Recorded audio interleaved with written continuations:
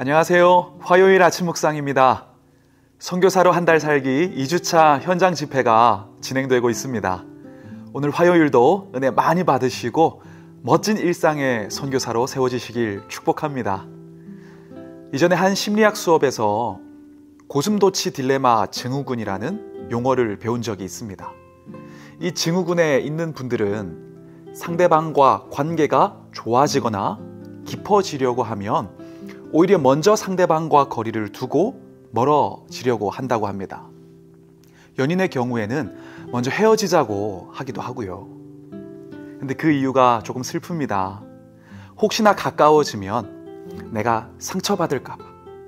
과거의 상처가 지금의 아픔이 되어서 나도 모르게 관계가 좋아지고 가까워지면 먼저 가시를 세우고 자기 방어를 하게 되는 거죠.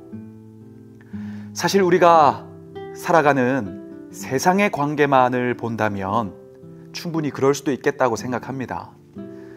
이 세상의 대부분의 관계는 이해관계로 연결이 되어 있습니다.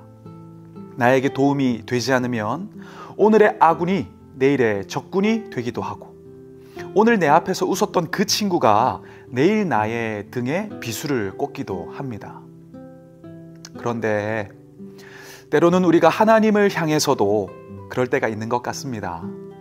신앙생활 하다가 내 형편이나 모습이 부족하거나 못마땅하면 하나님도 나를 버리시지 않을까 오해하고 먼저 하나님을 멀리합니다. 때로는 스스로 교회에서 멀어지는 분들을 볼 때도 있습니다. 제가 중등부를 담당할 때 한 친구는 강박적으로 신앙생활을 하나님께 미움받을까 봐 열심히 하다가 스스로 하나님이 나에게 실망하셨을 거라고 생각을 해서 교회 나오지 않는 친구가 있었습니다. 돌아오는데 꽤 시간이 많이 걸렸어요. 하지만 여러분, 하나님은 약한 자를 긍휼히 여기시는 분이십니다. 궁핍하고 공고한 자를, 쓰러지고 죄악 가운데 있는 그 연약한 자들을 오히려 더 붙드시는 사랑이십니다. 그래서 우리는 어떤 모습이든 하나님께 감사하며 나아갈 수가 있는 것입니다. 오늘 본문은 다윗이 기록한 시편 69편의 내용 중에서 마무리를 하고 있는 부분인데, 당시 다윗도 그 마음과 형편이 너무 무너지고 가난하고 곤고했습니다. 그래서 깊은 슬픔 가운데에서 지쳐 있었습니다.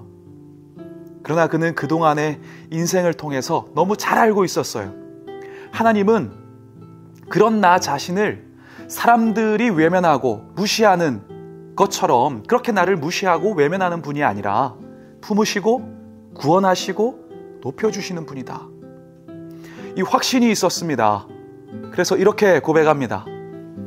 오직 나는 가난하고 슬프오니 하나님이여 주의 구원으로 나를 높이소서. 여호와는 궁핍한 자의 소리를 들으시며 자기로 말미암아 갇힌 자를 멸시하지 아니하시나니.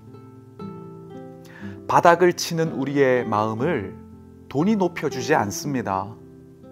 내 인생의 성취가 깊은 바닥으로 가라앉은 나의 영혼을 건져 올릴 수가 없습니다.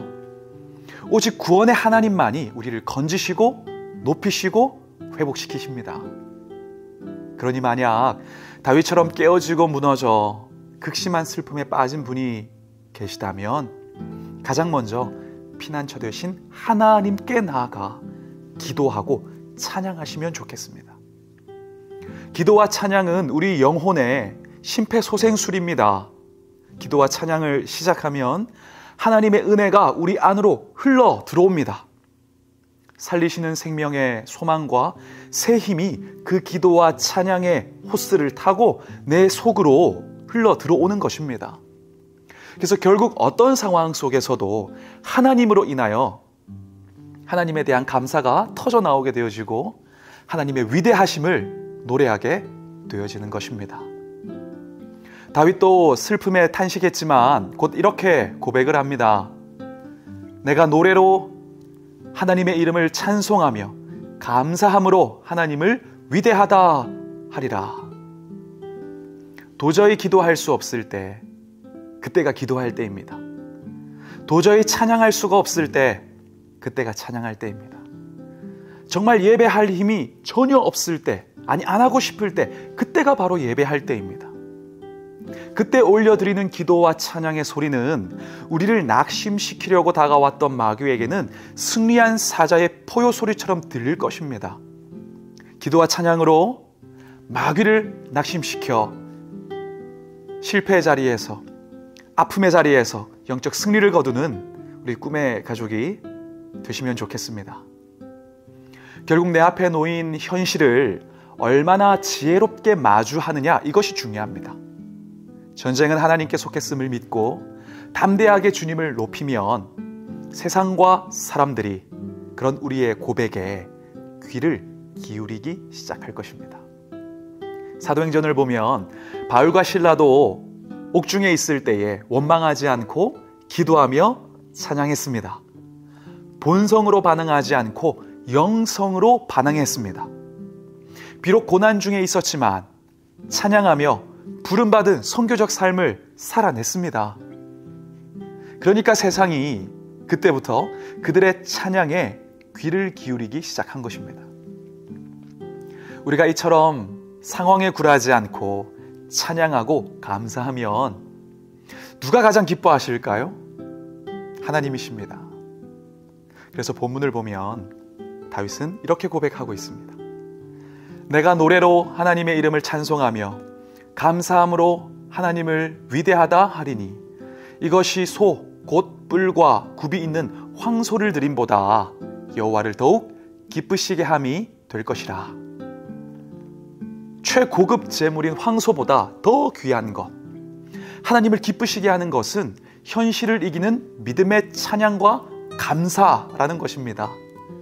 우리 모든 꿈의 가족들이 이렇게 황소보다 값진 고백을 평생토록 주님께 올려드리는, 그래서 하나님을 기쁘시게 하는 삶의 예배자로 살아가시면 좋겠습니다. 그렇게 우리가 완전하신 주님을 늘 입술의 고백과 삶으로 높이고 찬양할 때 세상은 조금씩 그 고백의 소리에 귀를 기울이고 결국에는 그들도 그 고백의 대상이신 주님을 주목하는 놀라운 주님의 역사가 여러분을 통하여 있게 될 줄 믿습니다. 그런 한 주간, 아니 평생을 살아가시기를 축복합니다. 기도하겠습니다.